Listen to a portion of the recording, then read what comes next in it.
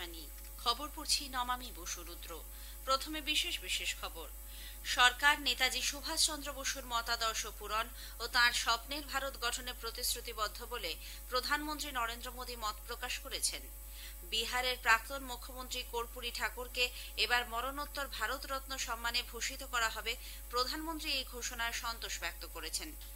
26শে জানুয়ারি সাধারণতন্ত্র দিবস উদযাপন উপলক্ষে সব রকম প্রস্তুতি তুঙ্গে। রাষ্ট্রপতি আগামীকাল জাতির উদ্দেশ্যে ভাষণ দেবেন। জাতীয় রোপওয়ে উন্নয়ন কর্মসূচি পর্বতমালার আওতায় আগামী 5 বছরের জন্য 1,25,000 কোটি টাকা ব্যয়ে 200-রও বেশি প্রকল্প শুরু হয়েছে। খেলো ইন্ডিয়া গেমসে মহারাষ্ট্র এ পর্যন্ত 11টি সোনা সহ 14টি পদক পেয়ে শীর্ষস্থানে রয়েছে। আসছে বিস্তারিত খবরে। সরকার নেতাজি সুভাষচন্দ্র বসুর মতাদর্শ পূরণে এবং তাঁর স্বপ্নের ভারত গঠনে প্রতিশ্রুতিবদ্ধ বলে প্রধানমন্ত্রী নরেন্দ্র মোদী মত প্রকাশ করেছেন। নতুন দিল্লির লালকেল্লায় গতকাল পরাক্রম দিবসের অনুষ্ঠানে অংশ নিয়ে তিনি নেতাজিকে দেশের যুব সম্প্রদায়ের আদর্শ বলে উল্লেখ করেন। বর্তমান তরুণ প্রজন্ম দেশের সংস্কৃতি এবং মূল্যবোধের প্রতি যেভাবে গর্ববোধ করে তা নজিরবিহীন বলে শ্রী মোদী জানান। আজ ভারত का युवा अपनी संस्कृति, अपने मूल्य, अपनी भारतीयता पर जिस प्रकार गर्व कर रहा है वह अभूतपूर्व है। हम किसी से कम नहीं, हमारा सामर्थ्य किसी से कम नहीं।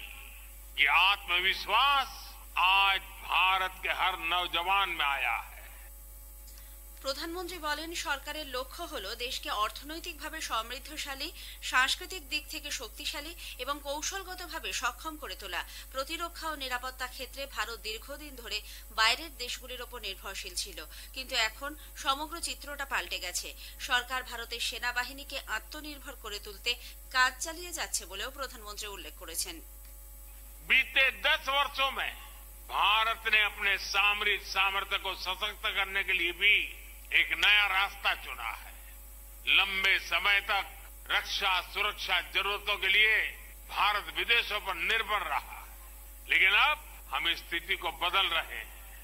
हम भारत की सेनाओं को आत्मनिर्भर बनाने में जुटे हैं। सैकड़ों ऐसे हथियार और उपकरण हैं जिनका इंपोर्ट देश की सेनाओं ने पूरी तरह से बंद कर दिया है। आज पूरे देश में एक वाइब्रेंट डिफेंस इंडस्ट्री का निर्माण किया जा रहा है। অনুষ্ঠানে প্রধানমন্ত্রী আজাদ হিন্দ বাহিনীর বর্ষিয়ান লেফটেন্যান্ট আর মাধবনকে সম্মান জ্ঞাপন করেছেন। শ্রী মোদী গতকাল একই সঙ্গে ভারত পর্বের সূচনা করেন। এ মাসের 31 তারিখ পর্যন্ত এই উৎসব চলবে। ভারত পর্বের মাধ্যমে সাধারণতন্ত্র দিবসে 26টি মন্ত্রক ও বিভাগের ট্যাবলো সহ দেশের নানা বৈচিত্র্য পর্যটকদের সামনে তুলে ধরা হবে।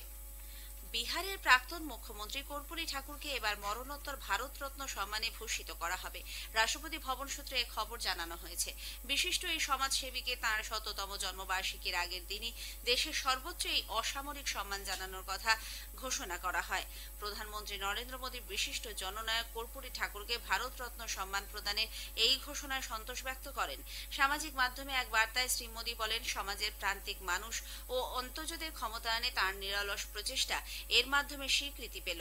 নিপীড়িত ও অবহেলিতদের অবস্থার মানোন্নয়নে কর্পূরী ঠাকুর ভারতের সামাজিক ও রাজনৈতিক মানচিত্রে যে অবিস্মরণীয় অবদান রেখেছেন তার স্বীকৃতি স্বরূপ এই পুরস্কার ভারসাম্যযুক্ত সমাজ গঠনে সকলকে উৎসাহিত করবে বলেও শ্রী মোদী আস্থা ব্যক্ত করেন। বিজেপি সভাপতি জগৎ প্রকাশ নাড্ডা জননায়ক কর্পূরী ঠাকুরকে ভারতরত্ন সম্মানে ভূষিত করার সিদ্ধান্তের জন্য সরকারের প্রতি কৃতজ্ঞতা প্রকাশ করেছেন। সামাজিক মাধ্যমে এক বার্তায় শ্রী নাড্ডা বলেন, বিশিষ্ট এই স্বাধীনতা সংগ্রামী, শিক্ষক এবং বিহারের প্রাক্তন মুখ্যমন্ত্রী যেভাবে দরিদ্র ও বঞ্চিতদের কল্যাণে নিজের জীবন উৎসর্গ করেছেন তা চিরস্মরণীয় হয়ে থাকবে। এই পুরস্কার তার সেই অসামান্য অবদানের যোগ্য স্বীকৃতি বলেও শ্রী নাড্ডা অভিমত প্রকাশ করেন। প্রধানমন্ত্রী গতকাল নিজ বাসভবনে প্রধানমন্ত্রীর রাষ্ট্রীয় বাল পুরস্কার প্রাপক শিশুদের সঙ্গে আলাপচারিতায় অংশ নেন। কেন্দ্রীয় নারী ও শিশু কল্যাণ মন্ত্রী স্মৃতি ইরানিও সেখানে উপস্থিত ছিলেন। শিল্পকলা, সংস্কৃতি, সাহসিকতা, উদ্ভাবন, সমাজসেবা এবং ক্রীড়া ক্ষেত্রে অসামান্য অবদান রাখার জন্য 2টি উচ্চাকাঙ্ক্ষী জেলা সহ 18টি রাজ্য ও কেন্দ্রশাসিত অঞ্চলের 19 জন শিশু এবছর এই পুরস্কার পেয়েছে। এদের মধ্যে 9 জন বালক এবং 10 জন বালিকা। আগামী 26শে জানুয়ারি সাধারণতন্ত্র দিবসের কুচকাওয়াজে অংশ নিতে ভারতের সশস্ত্র বাহিনীর সব ধরনের প্রস্তুতি নিয়েছে। ভারতীয় সেনা, নৌ এবং বিমান বাহিনী দিল্লির কর্তব্য পথে নিজেদের দক্ষতা প্রদর্শনের জন্য সম্পূর্ণ প্রস্তুত। ভারতীয় সেনার তরফে জানানো হয়েছে, এবছর সাধারণতন্ত্র দিবসের কুচকাওয়াজে মূলত বিকশিত ভারত, নারী শক্তি এবং আত্মনির্ভরতার উপর জোর দেওয়া হচ্ছে। ফ্রান্সের রাষ্ট্রপতি ইমানুয়েল ম্যাক্রো সেদিন প্রধান অতিথি হিসেবে উপস্থিত থাকবেন। তাঁর সঙ্গে থাকবেন সেদেশের 95 সদস্যের এক প্রতিনিধি দল, যার নেতৃত্বে থাকছেন ক্যাপ্টেন লুইস। আকাশবাণীর সঙ্গে একান্ত সাক্ষাৎকারে ক্যাপ্টেন লুইস বলেন, গত বছর ফ্রান্সের বাস্তিল দিবস উদযাপনে ভারতের অংশগ্রহণের পর এদেশে সাধারণতন্ত্র দিবসে আসার আমন্ত্রণ গ্রহণ, সেদেশের তরফে ভারতের প্রতি শ্রদ্ধা নিবেদনের জন্য সম্মানিত হওয়া ফ্রান্সের কাছে একটি দুর্দান্ত সুযোগ এনে দিয়েছে। কর্তব্য পথে 26শে জানুয়ারি প্যারেডে সাক্ষী হতে সারা দেশ থেকে 1500 কৃষককে কৃষি মন্ত্রক আমন্ত্রণ পাঠিয়েছে। এই সব কৃষকরা বিভিন্ন কেন্দ্রীয় সরকারি প্রকল্পের সুবিধা প্রাপক। সাধারণতন্ত্র দিবসের প্রাক্কালে রাষ্ট্রপতি দ্রৌপদী মুর্মু আগামীকাল 25শে জানুয়ারি জাতির উদ্দেশ্যে ভাষণ দেবেন। তার এই ভাষণ সন্ধ্যে 7টা থেকে আকাশবাণীর সবকটি চ্যানেলে সরাসরি সম্প্রচারিত হবে। রাষ্ট্রপতির ভাষণের বাংলা অনুবাদ শোনা যাবে রাত 9:30টায় গীতাঞ্জলি FM গোল্ড ও মৈত্রী প্রচার তরঙ্গে। এর প্রেক্ষিতে আকাশবাণী কলকাতার সন্ধ্যে 7:35 বুলেটিনের সময় ওই দিন পরিবর্তন করা হচ্ছে। শোনা যাবে তা সন্ধ্যে 7:50 স্থানীয় সংবাদের পর রাত 8টায়। সাধারণতন্ত্র দিবসে পশ্চিমবঙ্গের রাজ্যপাল সিভি আনন্দ বোস রাজ্যবাসীর উদ্দেশ্যে ভাষণ দেবেন। সকাল 8:30 থেকে গীতাঞ্জলি FM গোল্ড এবং মৈত্রী প্রচার তরঙ্গে তা সম্প্রচারিত হবে। নতুন দিল্লির কর্তব্য পথে ওই দিনের কুচকাওয়াজ অনুষ্ঠানের ধারা বিবরণী শুরু হবে 9:40 থেকে। শোনা যাবে গীতাঞ্জলি সঞ্চয়িতা FM গোল্ড প্রচার তরঙ্গে। এর প্রেক্ষিতে ওই দিন আকাশবাণী কলকাতা 10:10 স্থানীয় সংবাদ বাতিল থাকছে। প্রধানমন্ত্রী নরেন্দ্র মোদী আগামী 28শে জানুয়ারি আকাশবাণীতে মন কি বাত অনুষ্ঠানে তাঁর চিন্তাভাবনা দেশ বিদেশের মানুষের সঙ্গে ভাগ করে নেবেন। এটি হবে মাসিক এই বেতার অনুষ্ঠানের 109তম পর্ব। অনুষ্ঠানটি আকাশবাণী এবং দূরদর্শনের সবকটি চ্যানেল, AIR নিউজ ওয়েবসাইট এবং নিউজ অন AIR মোবাইল অ্যাপে সকাল 11টায় সম্প্রচারিত হবে। এই খবর আপনারা শুনছেন আকাশবাণী থেকে। জাতীয় রোপওয়ে উন্নয়ন কর্মসূচি পর্বতমালার আওতায় আগামী 5 বছরে 1,25,000 কোটি টাকা ব্যয়ে 200-এরও বেশি প্রকল্প শুরু হবে বলে কেন্দ্রীয় সড়ক পরিবহন ও মহাসড়ক মন্ত্রী নীতিন গডকরি জানিয়েছেন। নতুন দিল্লিতে গতকাল রোপওয়ে সিম্পোজিয়াম কাম এক্সিবিশন অনুষ্ঠানে বক্তব্য রাখার সময় তিনি বলেন, অর্থনৈতিকভাবে রোপওয়েগুলিকে আরও বেশি উপযোগী করে তোলা এবং দেশের রোপওয়ে নেটওয়ার্ক আরও উন্নত করতে সরকারি বেসরকারি অংশীদারিত্বকে উৎসাহিত করা সরকারের অগ্রাধিকার। পার্বত্য এলাকার পর্যটন ও কর্মসংস্থান সৃষ্টির পাশাপাশি শহরাঞ্চলে গণপরিবহনেও রোপওয়ের বিপুল সম্ভাবনা তৈরি করেছে বলে উল্লেখ করেন তিনি। প্রধানমন্ত্রী আগামীকাল উত্তরপ্রদেশের নিউ খুরজা নিউ রেওয়ারি জংশন শাখায় 173 কিলোমিটার ডাবল লাইন বৈদ্যুতিকরণের কাজ জাতির উদ্দেশ্যে উৎসর্গ করবেন। পশ্চিমাঞ্চল ও পূর্বাঞ্চলীয় পণ্য করিডোরের মধ্যে সংযোগ স্থাপনের ক্ষেত্রে এই নতুন শাখা বিশেষ গুরুত্বপূর্ণ ভূমিকা পালন করবে। এই রুটে থাকবে 6টি station, new Borki, new Dadri, Faridabad, Pritla, Tauru এবং নিউ ধারুহেরা। এই ডাবল লাইন বৈদ্যুতিকরণের কাজে খরচ হয়েছে 10,141 কোটি টাকা। নতুন রুটটি চালু হলে পণ্য করিডোরের দিয়ে খুরজা ও রেওয়ারির মধ্যে মালবাহী ট্রেন চলাচলের সময়সীমা 20 ঘন্টা পর্যন্ত কমে যাবে। জার্মানির প্রতিরক্ষামন্ত্রী বরিস পিস্টোরিয়াস জানিয়েছেন, দেশের সেনাবাহিনীর পক্ষ থেকে তারা এবছর 6টি হেলিকপ্টার ইউক্রেনে পাঠাবে।